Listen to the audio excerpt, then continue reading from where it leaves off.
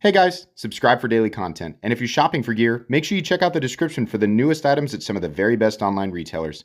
There's also links for some of the items that I personally recommend. Thanks! What's going on YouTube? Metal Complex here, and today I've got another interesting knife review / knife overview to share with you guys. This is the Hogue Micro Incursion, which it's a teeny tiny little US made OTF automatic knife. I will link this down below. It is absolutely available. So you can feel free to check that out if you'd like. As per usual, it does help my channel when you use those links, but that's entirely up to you. Thank you so much to the gentleman who sent this in. I greatly appreciate it. Thanks to my generous patrons who are supporting me right now. There's a link for Patreon down below, and please make sure to follow me on Instagram at metal_complex. This does not need to be a super long review. It's kind of a pun there because it's a short knife, so short review. It's not really a pun, it's just an observation. Anyways, overall length of the Micro Incursion actually coming in just shy of 5 inches, like 4.85 inches.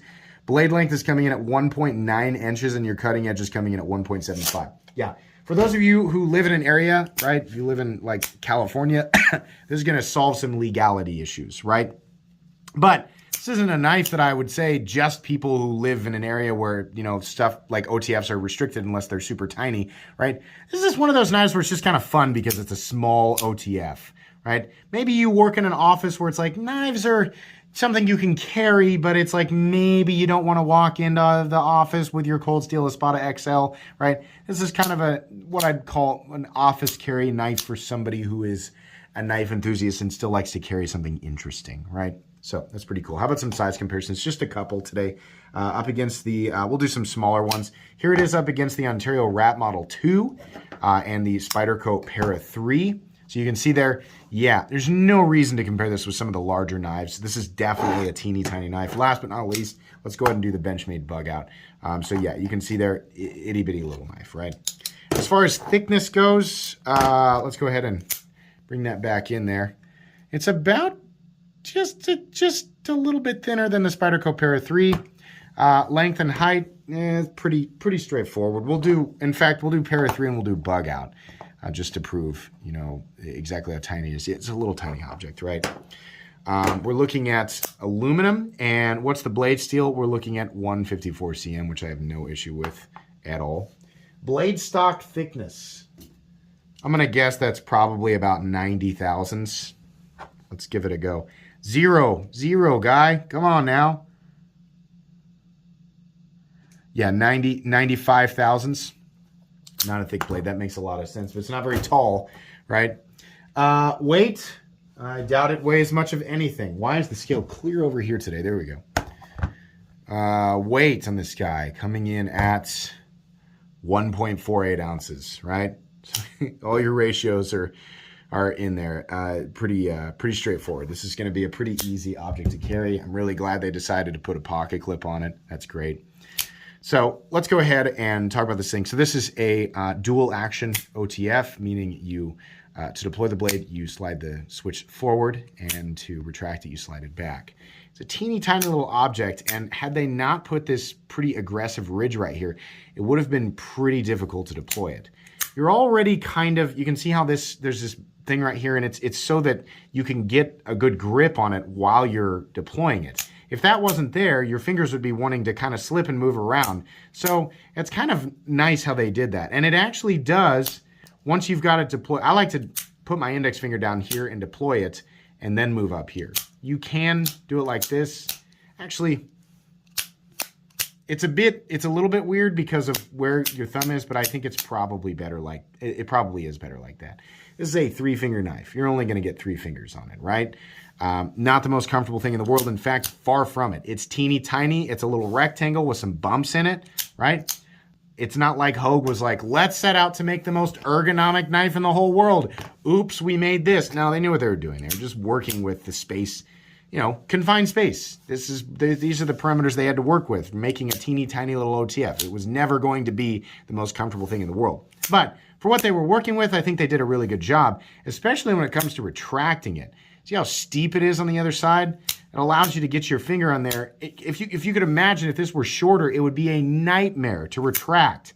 So yeah, that was on purpose. It's kind of, This is the easiest little OTF to deploy and retract that I have ever handled. It's actually kind of fun to play with, and it has a surprising amount of power for how little it is, or at least I'm being confused into thinking it has power, probably because the handle scales are, number one, made of aluminum, and number two, are not very big, so they're super lightweight. So I'm feeling the recoil there, right? As far as blade play goes, it feels pretty similar to, like Microtech knives. It feels almost identical to my Ultratech. So definitely less blade play than a Benchmade Infidel. And about the same as a Microtech Ultratech, which is perfectly acceptable to me. Most OTFs outside of the deadlock are going to have blade play, even though every time I say that, somebody in my comment section, right? Oh, the SOG Pentagon. So I believe a few people out there probably do have a SOG Pentagon that might not have any blade play, but that's a different knife, different day. So yeah, plenty good. We have a Stonewash blade, which is kind of cool. This is here. I'll let you guys look. To my surprise, hollow ground. So it does get thinner than it would down at the edge versus if it were a flat grind, but it still doesn't get that thin. It'll cut. It's going to do what it was designed to do, right? This wasn't designed to do much more than just open packages.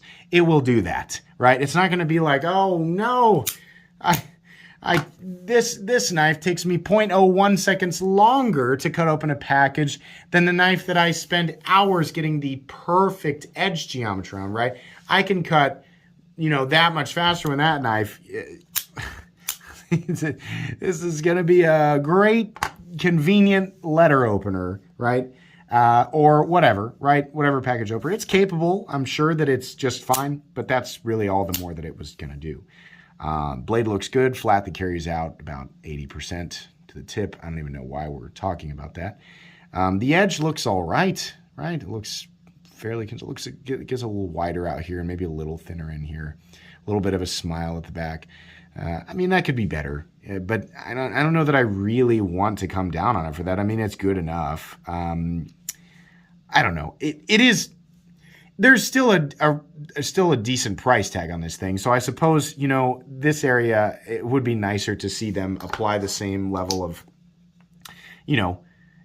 like this on the Ritter Hogue, it's super consistent. It's perfect, right? It would be nice to see that on this little guy, for sure. Just for that added touch of, oh, yeah, I feel good about what I purchased. Handle scales look good. We didn't do a hardware check. These are actually T8 screws. You can get my tools right down in the description and at the top of the comment section where it talks about my Amazon page and my tools. These are all T8, which is cool. If you need to get in there, right? If you get a rock or something stuck in there, it won't deploy. Then you can get in there with T8 screws, and then you can remove the pocket clip with some T6 screws. So that's pretty cool. I like that they did that. Let's see here. What else is there really to talk about on this thing? The switch is, no more or less smooth than what you experience with the Microtech. It's just smaller, so it's a different experience. The pocket clip is a little teeny tiny thing, which I think is great. I honestly think it could have been shortened up a little bit more, and I think that bill could have been knocked down. This straight part could have been shaved off, and it could end like right there, but like move it up to here, and I think it would have been really good. But then again, it's like the whole thing was never really designed to be this, pinnacle experience of comfort. So it's kind of like, who cares? As long as it has a clip that's reasonably functional, it's going to work. And it does have that, right? You can clip this to your pants and it carries deep, which you probably would want a teeny tiny object like this to carry super duper deep. There's not much of it in your pocket to begin with. So I would say the deeper, the better. So that's great. It can also be, this is a completely and totally ambidextrous knife. It's not a perfectly symmetrical design, so they did mill out a spot on the other side for you to put that clip over there. So that's great. Left-handed people can enjoy this just as much as right-handed people, except that it's mounted on the right side of the frame, which who cares, right? That's just to make space for the internals. This is pretty cool. The only gripe that I have, and it's funny because Hogue is known for excellent pricing. This is one of those situations where I always make fun of people going, small knife can't be big money. Small knife, small money, right? That's how we think. The caveman inside of us is like, we're just not accept Small objects, big money. No, big. Right? That's dumb. That's a dumb part of us. I'm putting myself in there because my brain does that too. How much is this? It's $125. It's almost, you know how like things that cost $200 seem initially, that dumb part of our brain, a lot more expensive than things that cost $199. That's why everything on TV, if you remember all those commercials, now yours for $19.95, right? The scoop 'em, the Super Swiffer scoop 'em up, whatever cleaning infomercial, right? It's $19.95. It's because it sounds a lot better deal than $20. $20 just sounds more expensive than $19, right? So it's one of those things where I think it should have been just shy of $100 and it would have been more mentally acceptable for us, right? This just doesn't seem like an object that should be more than $100. It seems like an object that should be less than $100. Why? I don't know. It just feels that way. It is an OTF, and it is made in the United States, so I accept that it's going to be more complicated and there's going to be more involved. But it is, I'm not saying it should be less expensive because it's tiny, but then again, I'm also kind of saying that it should be less expensive because it's tiny, and I'm contradicting myself massively in that statement. Yeah, I think it's fine. Like if you need a teeny tiny OTF, I don't think there are many choices that are better. Their pricing is probably at $125. Hogue's price. If they watch this, they're gonna go, well, screw you, dude. Our pricing's already competitive, and they would be right? They'd be right. So I can't really argue with that. It's just I look at this and I think I want this to be less than $100. I want this to cost $99, right? I just feel better inside about it. As it sits, though, this is still recommended. There is a need for stuff like this because we do have stupid laws in place, and those stupid laws are probably not going to get any smarter as time goes on, right? This stuff is just going to become more restricted. So it's nice that Hogue is creating stuff like this for a semi-reasonable price for those folks and for anybody who's just looking for a teeny tiny little OTF, right? I know some of you people who don't live in the United States, you might live in an area where this is okay. I know most of you don't, but some of you might, right? I don't know, international laws. But this is cool. Made well, definitely going to last, really cool. Obviously not recommendable for everybody. So this isn't a knife I'm going to tell everybody to rush out and buy because it's just not an object that everybody needs. But for those people who do need a small OTF, you value American manufacturing and quality. You're going to pay a little bit more than I feel like you should, but I mean, it's still one of the best options out there. Hogue's pricing is still very competitive, and this is good for those people. So that's what I'm going to say.